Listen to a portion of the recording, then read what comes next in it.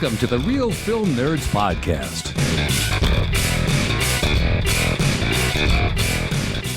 Well, 2024 continues to roll on like a rock down a small hill. I don't know. It's just only the second week of 2024, but the Real Film Nerds Podcast is here to help you make it through the trudge of going back to work by listening to us talk about a movie that came out in November.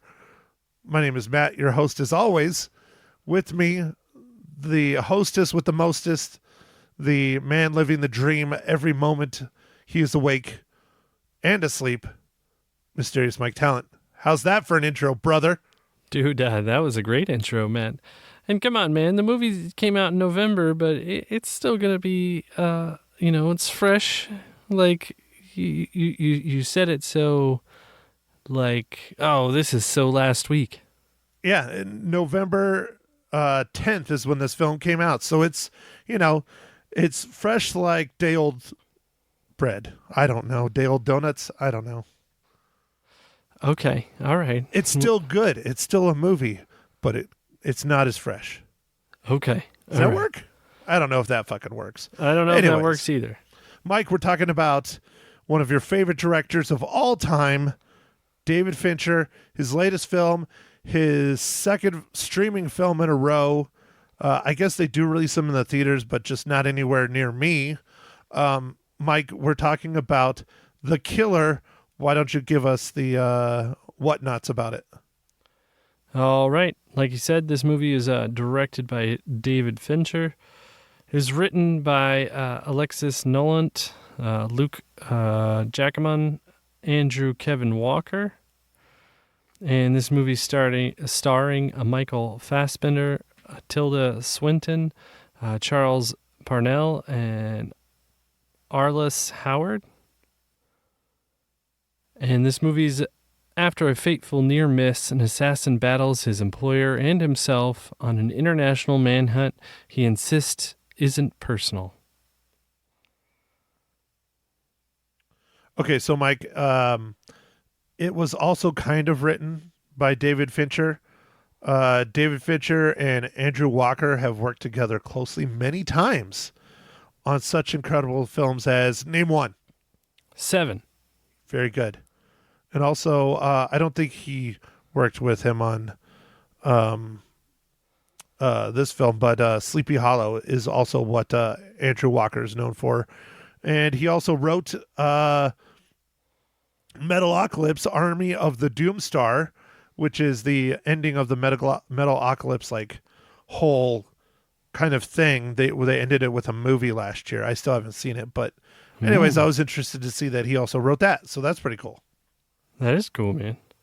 So anyways, Mike, since my voice is absolute shit again, I am really glad I'm not on the radio every day using my voice or talking to people on the phone every day using my voice.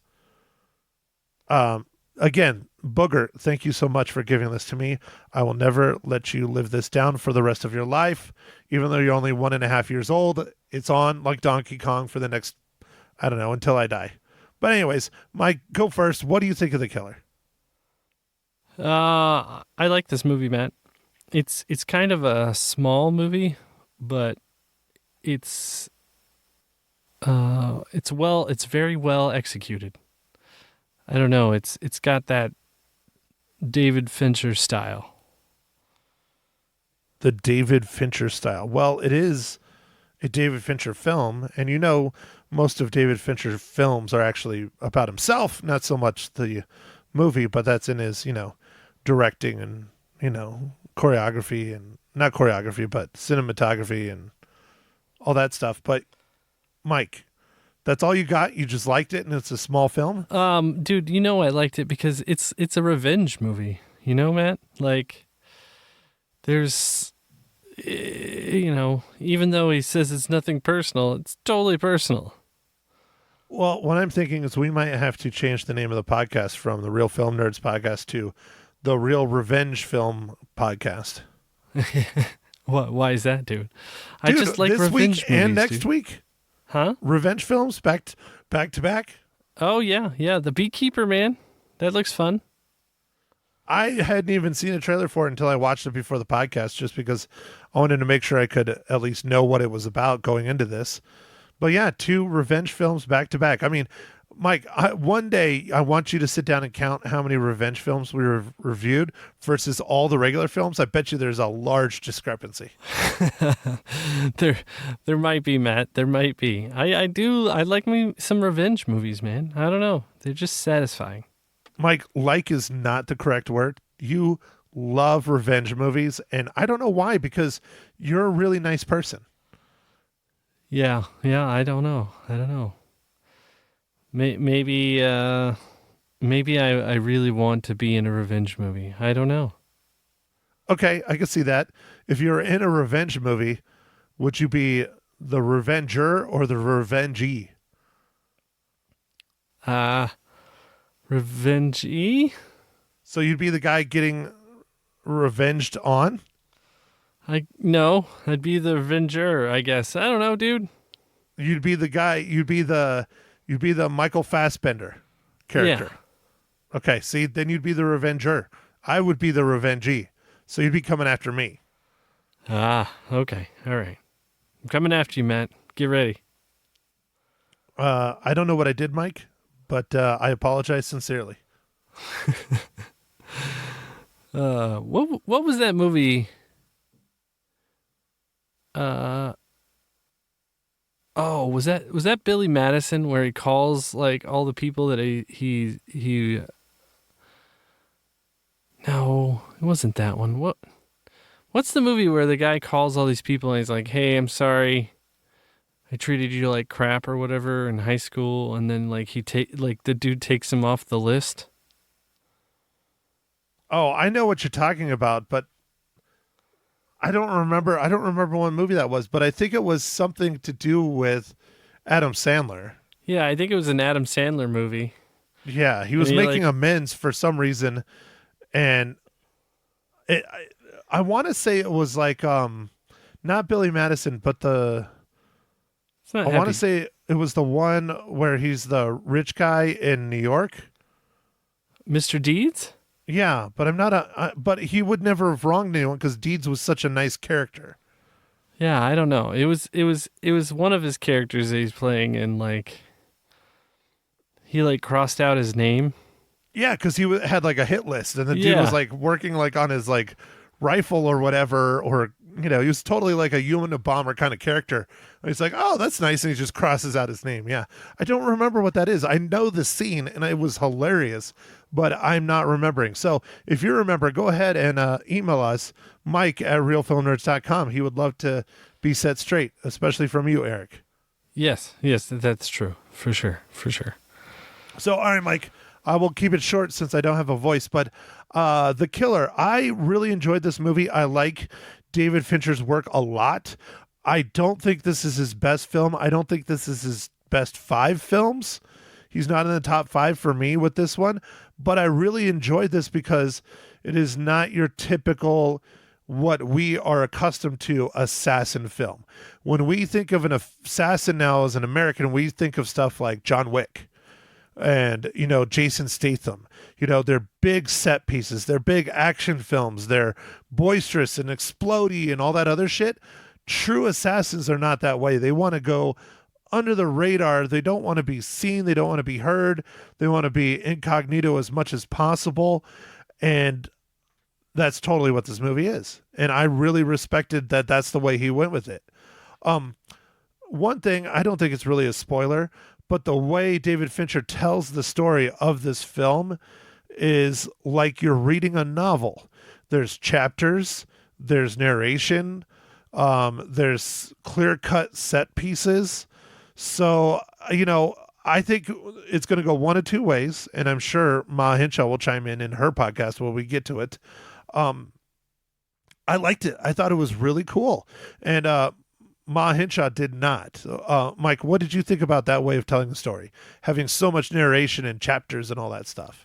I really liked hearing like the inner monologue of our character. I thought it really added to the movie, especially since this is kind of a small movie in the way that there's not a lot of actors in it, and there's not a lot of interactions with people besides just some small, like, just casual interactions with, renting cars or traveling, where you have to go to ticket counters and things like that. Other than that, it's very just a few people. So I really enjoyed how you got to kind of get inside the killer's mind, and that was neat. So, Mike, I don't know if you know this, but I discovered this, I don't know, a year or so ago. I was watching a podcast or, video or something on it. I don't remember exactly what it was. But do you know that there are people in this world that exist that do not have inner monologues?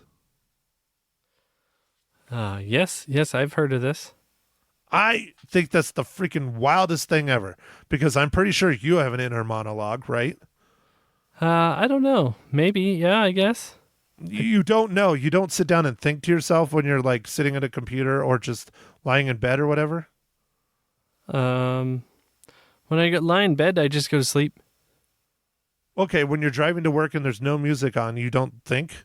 You just sit there? Why would there be no music on? I know. I'm just doing a for instance. Damn it, Mike. No. I guess walking the dog would be the time that I do the most thinking. Okay, see, so you do have an inner monologue then. It just blows my mind that there's people in the world that don't have that, because my inner monologue, especially in the middle of the night when I wake up, is like someone's lighting a fire under its ass. It just is so ridiculously fast. It drives me insane. Yeah, I have a very active inner monologue, and it's a blessing and a curse, mostly a curse. Gotcha. So that's how you can come up with those one-liners so fast. It's true. Yeah, it's true. It's always going. That's an interesting perspective, Mike. I like that. Yeah. So, I guess without spoiling this, Matt, I thought the way that they shot the scenes that you do get to see was really, it was really good. Like, it just, I don't know. This is a very good film. It's definitely, like you said, it's not one of the top 5 David Fincher movies, but it was still really good. Like, it's just a good movie. I'm just very confused at what you just said, though. They shot the scenes that you did get to see. So did they shoot scenes that we didn't get to see? No. Wait. I'm sorry, Mike. Now I'm all screwed up. Okay, so the scenes that we got to see and the way they shot them, better? Yeah. Okay. Yes. Okay, continue your thought. Now I messed up your thought too. Damn it. Yeah, no, Sorry. I'm out of. So, okay. You were saying it is not one of David Fincher's top 5 films for you, but you still really enjoyed it. I am in the same boat. Where would you put it? Like, okay, I don't want you to name off his top 5 films. I just did that last week on the radio for 2023, which was fun.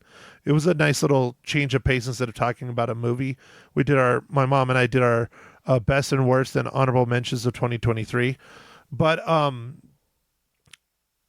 without looking up all of David Fincher's films, I have a hard time picking between Fight Club being my favorite and Seven being my favorite. Those are just absolutely incredible films. Yeah, those are. I am also in love with The Game. I like The Game, but God, dude, that movie was long. Yeah, I don't know. I like the way the concept of it. And then, Seven. Oof. Wow. I've never seen Zodiac. I actually own it, but I have not watched it because I've been wanting to watch it forever. But another one I would definitely put, or 2 that I would put in my top 5, for sure. Seven, Fight Club, Gone Girl, Social Network. Boom. Oh, yeah. No, not in that order, but those 4 definitely in top 5. Oh, Gone Girl was so good. I actually read the book after. Man, what, like, So the movie really got all the big points. The book just has a little bit more depth, but wow, what a crazy story. Did you ever see Mank? I never watched Mank. Which one?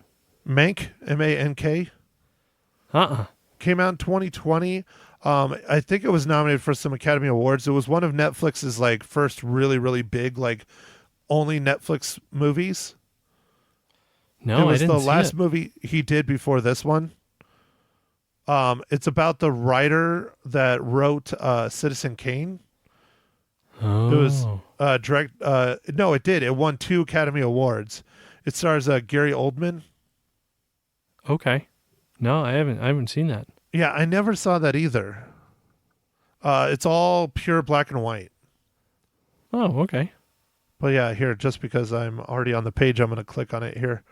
I think it won for, I'm pretty sure it was Best Actor for Gary Oldman. If it'll work. Dude, I have fast internet. Why is it not loading? It's probably IMDb. Anyways. I don't want to have too much dead air, even though it's a podcast and we don't really have to, Yeah. pay for dead I air, gotcha. but it's still. Let's see.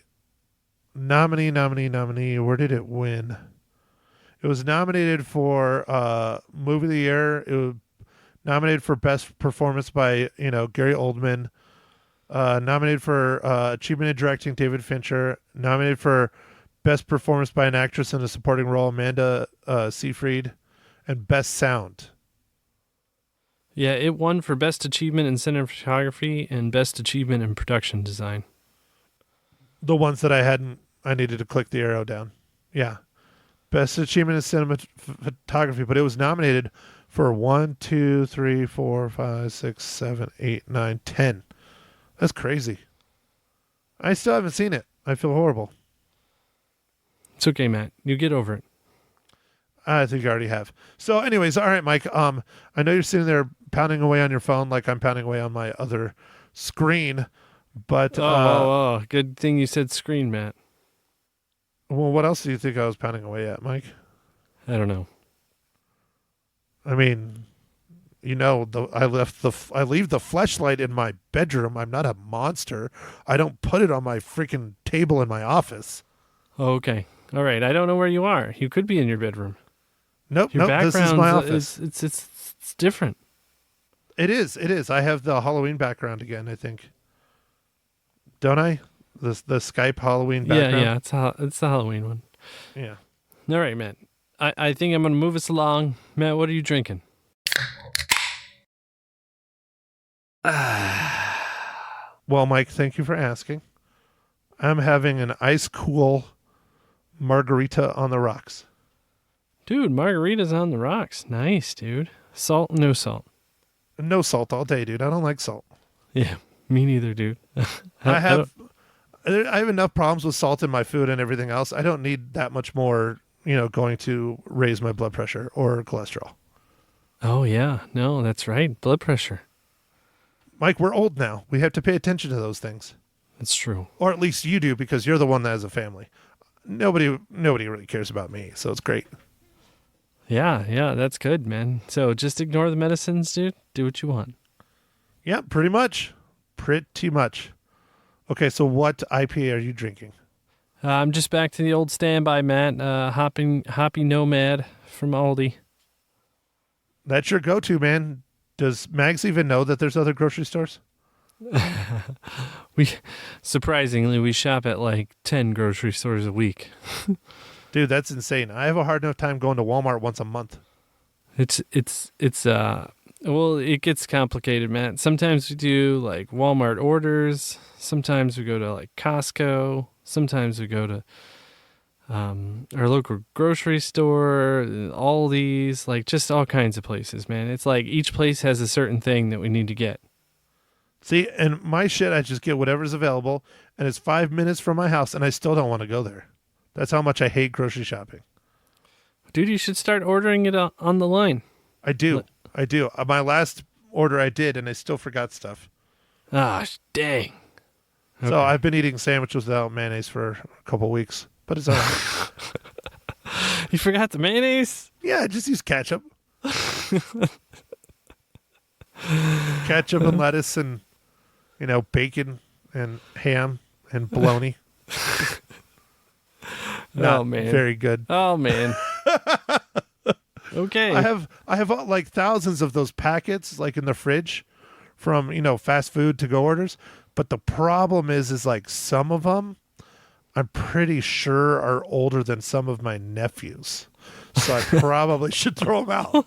And my youngest nephew is 16. So that puts it in perspective. Yeah. And, like mustard from McDonald's versus mustard from Jack in the Box. Totally different.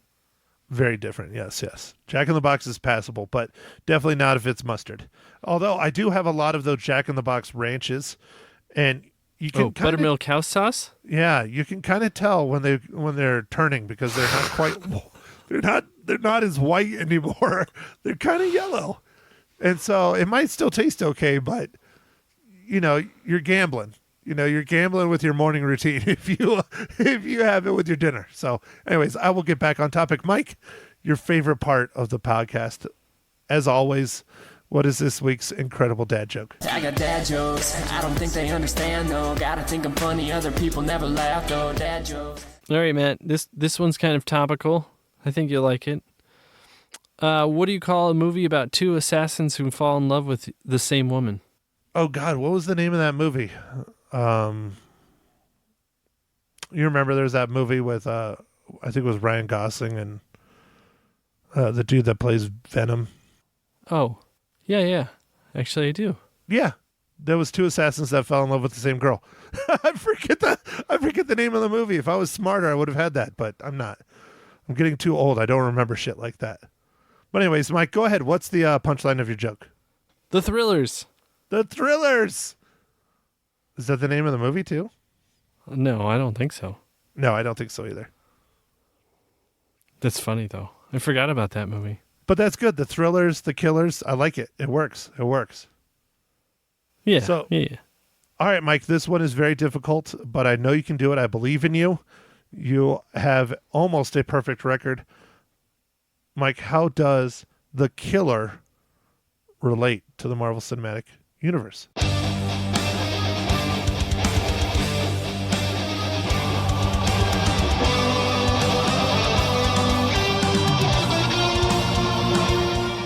All right, Matt, this one's pretty easy, even though there's about 4 people in the movie. One of those 4 people has an NCU tie-in, a pretty big one. She plays in the Avengers and in Doctor Strange, the Ancient One. And that's Tilda Swinton. What I think is funny is there's so few actors in this film that Tilda Swinton is like in a scene and she's like listed as number 2 in the credits. Yeah, well, her character was pretty awesome, even though you didn't see her for, I don't know, maybe more than 7 or maybe 10 minutes. Because it was kind of like this interesting scene where, our main character doesn't say anything and she just like spills out her guts. It was really interesting. Oh, dude, I thought that was a fantastic scene. It was really, really good. And I kind of predicted, we're well into spoilers now, people, FYI. But I kind of predicted like exactly what was going to happen. And he clearly predicted what was going to happen to Michael Fassbender's character, who actually, I believe, doesn't really have a name. I think he's just the killer, because he has so many different identities in the whole film. And then Tilda Swinton's character is called the Expert. And then you have the lawyer and then the client. I like it. I like the names. They kept it just professional from like an assassin standpoint. But anyways, she like bends down and like slips and falls on some stairs or something and is trying to get help. He doesn't fall for it. He just pops her. And I'm like, yeah, that was totally a ploy to try and, her overcome him. Yeah. Oh no, it was awesome, man. It was awesome. He's so methodical and he sticks to his rules that he lays down in the first, 30 minutes of the film. And, even at that point, when he's almost showing a moment of weakness, he still realizes, no, boom. I mean, just, dude, this movie was really quite good. I enjoyed it.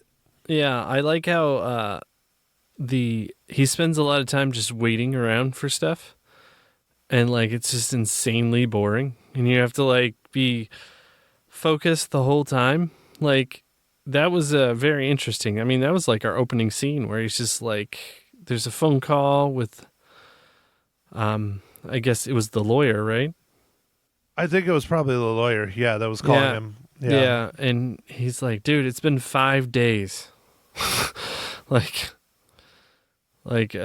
got to be so rough, dude. It was such a more realistic view into how it would really be if you were somebody who was a professional person who was good at it, professional killer.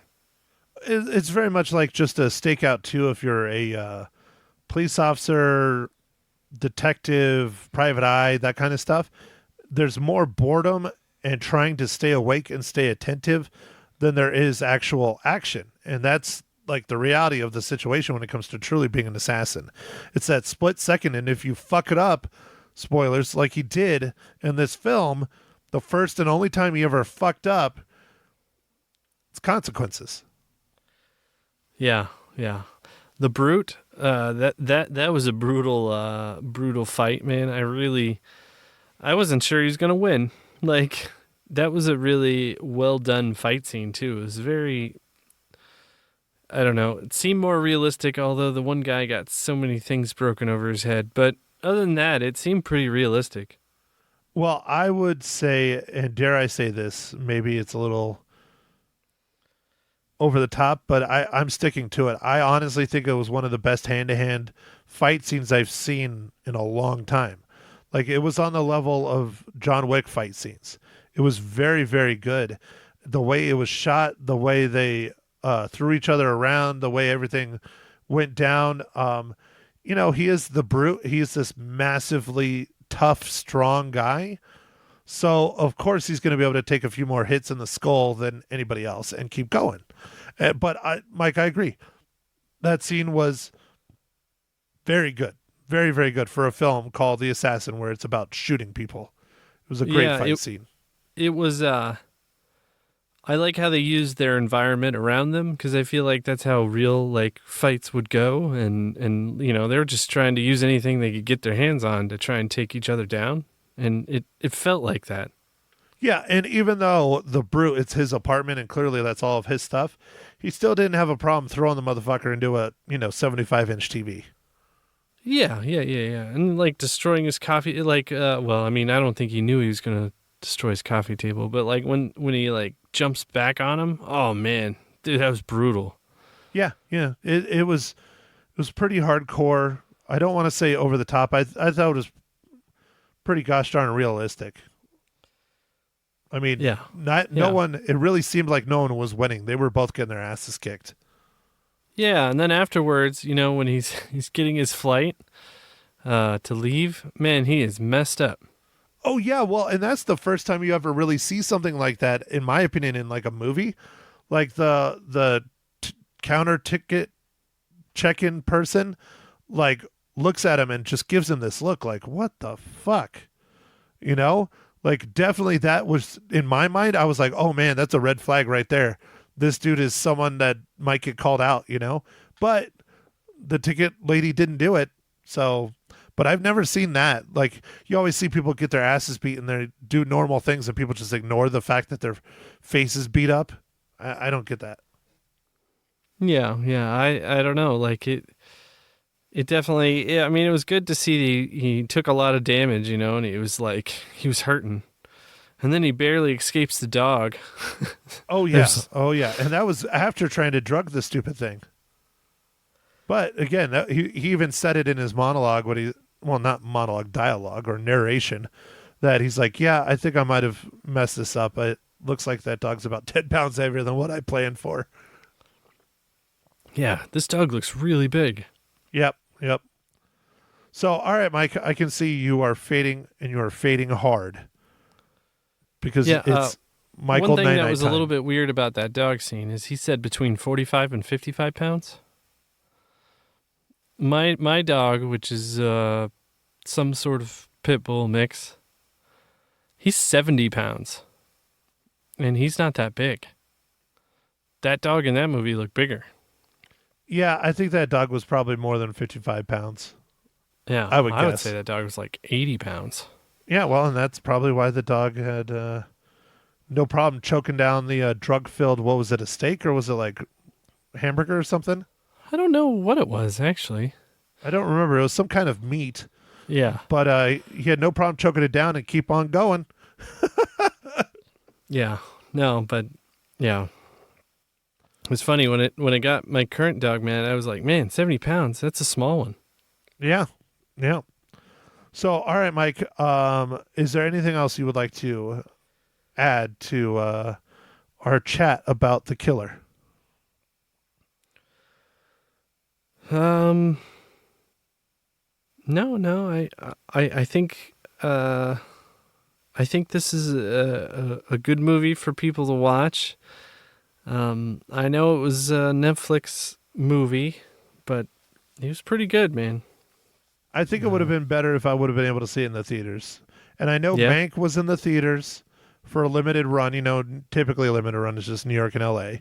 But The Killer, I know it was in the theaters as well for probably, a month, but not here. I don't recall seeing it here in the theaters at all. Maybe there was probably a handful of screens down in Phoenix or something. But I think this one would have been really nice to see in the theaters. Yeah, it would have been nice to see in theaters, but anyway. We're the oddity, Mike. Let's just come out with it. You and I love going to the theaters, and clearly the general public doesn't anymore. That's why they're not going back. They are fine with sitting on their couches, and I would rather be in a theater, even though I live completely and utterly alone, and I can blast the stereo as loud as I want. I still rather. There's just something magical about that giant screen, man. Yeah. No, I just like the event of it, the differentness of it, the focus you have, like you're in the theater, so you're going to watch the whole thing. Yep. You You paid like- money for it. There's no stopping, there's no pausing. If you're not paying attention, you're missing some shit. Yeah. I like that. Yeah, yeah. I like the whole experience, but for me, it's mostly the really nice giant screen and really good surround sound. Although the surround sound here is adequate. I wouldn't call it really good. It's adequate. Yeah. It's not as bad as our other theater, but Yeah. anyways, okay, Mike. So how many reels do you give The Killer? So I'm going to give this one 3.5 reels. Wow, I really thought you were going to go higher than that, Mike. No, I mean, it's a good movie. It is a good movie. Shane. Okay. What are you giving it, Matt? The exact same thing. I give it 3.5 reels. Shame. Yeah. Well, I didn't love it as much as you. I thought it was really good. You really sound like you love it. I didn't say it was great, but I thought it was good. So, but I definitely highly recommend people checking it out, especially if you're a fan of David Fincher Well, all right, Matt. So, or Michael Fassbender. yeah, so next week, Matt, you already kind of mentioned it, and I mentioned it too. We're going to watch the next revenge movie with Jason Stathem called The Beekeeper. Looks a little bit ridiculous, but I'm excited to just go see some Jason Statham kicking ass. I'm not joking, dude. I legit have not seen a trailer and did not know shit about this film until I watched the trailer right before we started Yeah, what do you recording. think, dude? And it looks fucking ridiculous. But I'm down for it. I like a good action movie that's nonsensical and revenge, and he's practically a superhero in the trailer. I mean, he beats the shit out of like 10 FBI guys, like fully decked out in gear, and he's just wearing a ball cap. So yeah, he's like on the brink of superhero level. And if it's fun and a good time, that's all I want. Yeah, when I saw this in the trailer, I was like, Yep, I'm going to go see it. It might be a little bit fantastical, but it looks fun. So we'll see, Matt. We will see. Well, Mike, it's directed by David Ayer, who wrote End of Training Watch. He wrote Sabotage. He wrote Suicide Squad. And what else? The first Suicide Squad, not the second one. And then what did he direct? Because I think he directed some things too. He directed The Tax Collector. He directed, we probably shouldn't say this, but Bright. Oh, okay. You know, the Will Smith movie on Netflix. He also directed Suicide Squad as well as wrote it. He also directed Sabotage. Oh, here's one that I really, really like. I forgot he directed this. I heard about it earlier on the trailer. I love this movie. I absolutely love this movie. I think it's fantastic. He directed Fury. Oh. Yeah, the World War II tank movie with Brad Pitt. Loved that movie. I thought that movie was fantastic. Okay. So, But he also directed End of Watch as well as wrote it. I really liked End of Watch as well. All right. So, well, I guess we'll see what kind of movie we're in for, but got some good directing talent and Jason Statham, being pretty much Jason Statham, so it'll be great. Jason Statham being Jason Statham works for me. Yeah. Yep. Although, well, we might be in trouble. The writer did the screenplay and story for Expendables 4, so we might be in trouble. No. Okay. Well, all right. Well, we'll see. We'll see. He also did the new Point Break, and he also did the new Children of the Corn that nobody saw, and also the new Total Recall that nobody saw. So we'll see. This sounds like this one's up in the air, Mike, but we'll see. We're gonna go watch it anyways. That's why we do right, this, dude. right? And maybe it's just because Jason Statham worked on Expendables 4 that they're friends, and it's totally a great movie.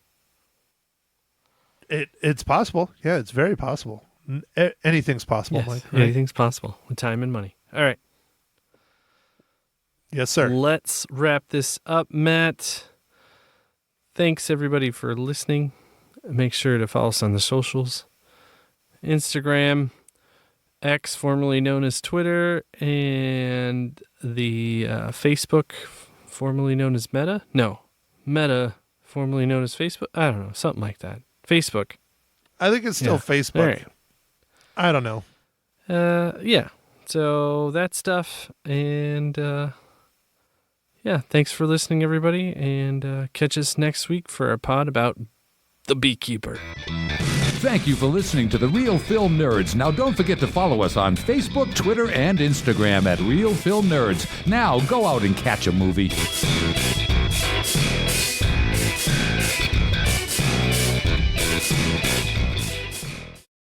Hi, everyone. This is Ma Hinshaw Loses Her Cookies. Episode 45, The Killer. Hi, Matt. How are you doing? Oh, hi, Mommy. I am still sick just like you from our lovely niece. But do you know what's interesting is that everyone and their mom is sick of the same crud, and it lasts about 3 weeks from what I've been told. Oh, now, I don't know if goodness. it's still contagious after 2 weeks or 1 week or what, but I'm trying to be as cautious as I can. But this is the best my voice has sounded in almost 3 weeks. So, Booger, I'm never going to let you live this down. Oh, dear. Yeah, well, Grandma still has a few issues. My voice is still weird. Well, anyway, onward to the movie. I Yes. say this is a guys movie, guys who like assassin movies. I think they would find it interesting, but I didn't find it really great. Sounds I very mean- sexist. Well, maybe. Well, guys or girls who like assassin movies. There you go. Anybody. But it was long. I didn't think the cinematography was earth-shaking. I think he did a good job, but I really wasn't all that excited about it. And you had to really, as usual, follow it all from one murder to the next murder to find out exactly why everything was being done and all that. And after a while, I got bored and Michael got bored, and we were just like, oh, when's this going to get done? That was our view, but I'm not saying that's everyone's view. I love Jason. He's really good. And, but I don't know. I just felt like it could have been better. There you go. Okay. So you're saying you don't like David Fincher? Who's David Fincher? He's the director of the film. Okay. I didn't think it was all that great. No. And I don't care if David Fincher won 12 Academy Awards. I didn't think this one was that good. Well, But he it could did be. Fight Club. He did Seven. Oh, no. I liked this movie. I thought this movie was good. It's not his best film, and I discussed that in the podcast before yours. But it's like truly what an assassin would have been. It's not John Wick, because John Wick is an assassin movie. No, There's all these new assassin movies, but a true assassin tries to hide his identity, tries to fly under the radar. Most of being an assassin is being bored as shit. And this movie shows you all of that. Well, that's true. Stop talking over me, please. Agree with that. What? I said, stop talking over me, please. Okay. Anyway, it does show that I think it's a lonely profession, and you have to keep where people don't recognize you or know you or any of that. That I think is a difficult thing too, really. And that movie does convey that, you know. But I just didn't think it was all that exciting. There you go, Mom's view. Okay. Okay, so you don't think people should watch this at all then? No, I think they can watch it. If they have some time, I guess was it 2 hours or an hour and a half? I'm not sure. I don't remember. But anyway. I think it's 2 hours on the dot, something like that. Yeah, I think it's 2 hours. No, it's entertaining. It's just not real great in my view. Okay. I think it's good. Well, good. We can agree to disagree. There you go. Okay. Okay. All right. So then, do you like any of his other films or no? Yeah. But, okay, name one. Oh, geez, I can't name one. I don't know. I think I watched Fight Club, though. I'm sure you've watched Fight Club, and I'm sure if you watched Seven, it had Morgan Freeman and Brad Pitt in it. Yeah, I'm sure I did. See, but this one dragged. I mean, I'm sorry. It kind of dragged. All of his movies are like this, though. Oh, really? Oh. Not dragged, but they're thinking people films. Well, yes, and they're and that's why I'm in trouble. Okay. You're at the age where you don't want to think anymore. You just want explosions and death and murder. Well, yeah, I just want murder and death right there. Blam. No, I mean, like, okay, so why is he doing this?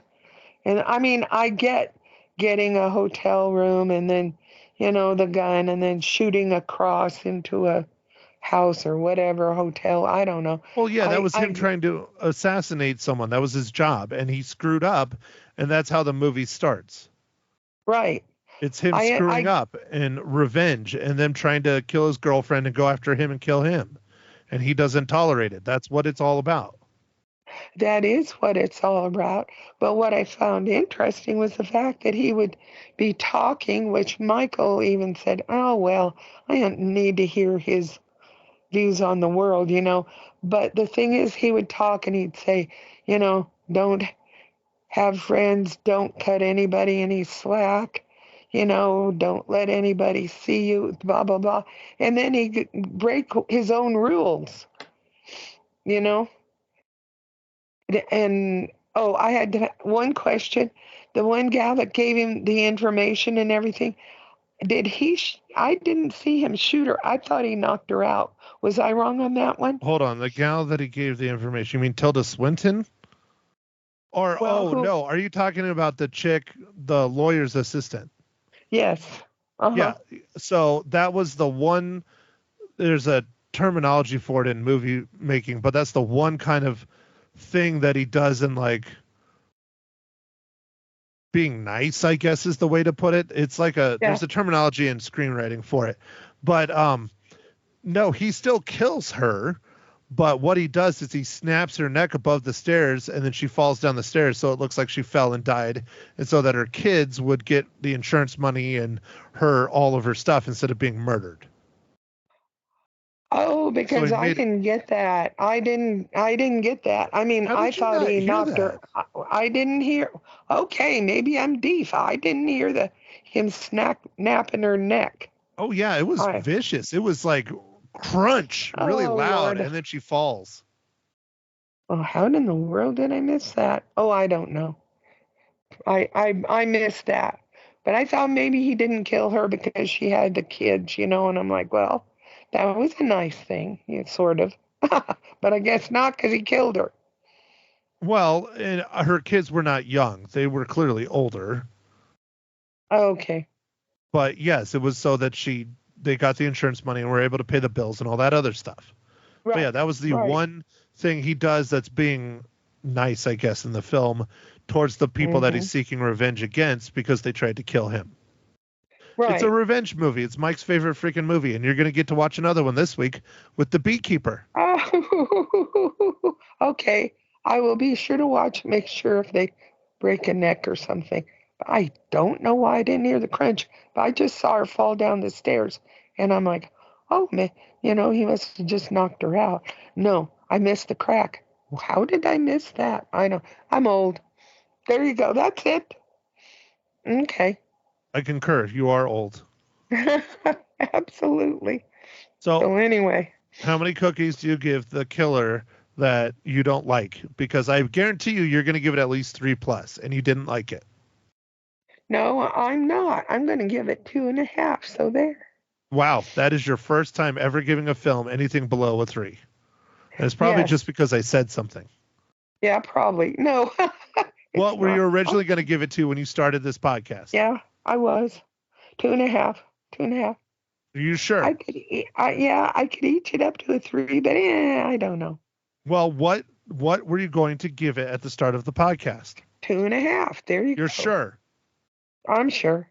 Okay. Wow. Okay. She's finally sticking to her guns. I'm sticking. You heard it here first, people. I don't have a gun, but anyway, okay. But I don't have a voice anymore now, too. Well, that's dopey. Well, just to save your voice, we are going to stop the podcast. This is the shortest podcast in the history of Ma Hinshaw Loses Her Cookies. This is how it should be every week instead of the ramblings of a drunk old lady. But sometimes people like that. Hey, look, I didn't have a toddy tonight. I should have. It would help my voice.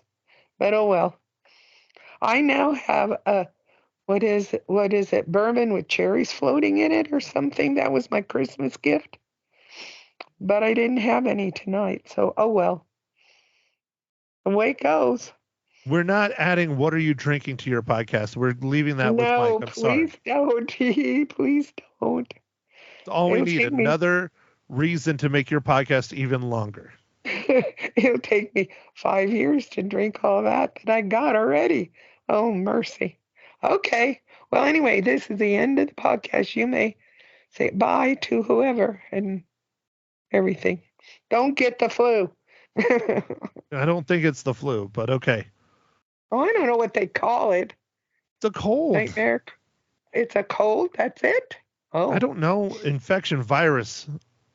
Virus, VD, that's it. Whatever you want to call it. Virus, okay. Okay.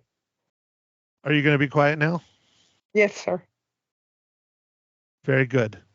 Well, thank you, everyone, once again for joining us for another startling episode of Ma Hinshaw Loses Her Cookies, number 45, I believe. The Killer. Next week, yet another revenge movie, but this one in the theaters. This one starring Jason Statham, and this one is definitely going to be very over the top. So make sure to tune in next Wednesday and listen to Ma Hinshaw. Probably give that one a 3 or higher too. Thank you again for listening. Don't forget to follow Ma Hinshaw on Twitter. We're going to change your Twitter handle to Ma Hinshaw instead of Graham SV. I think that's better. We're going to try and do your letterboxd and your Twitter and all your stuff. Call it Ma Hinshaw so you can brand yourself, because at 81 you're turning into a celebrity. Oh, I don't think so. But anyway, I'm going to call you an influencer, Mom. You're an 81-year-old influencer. I love it. I influence everybody over 80. Anyway. Can I finish? Yes. So anyways, thank you everyone once again for listening to this tripe. Have a lovely week. We will chat with you next week. Bye.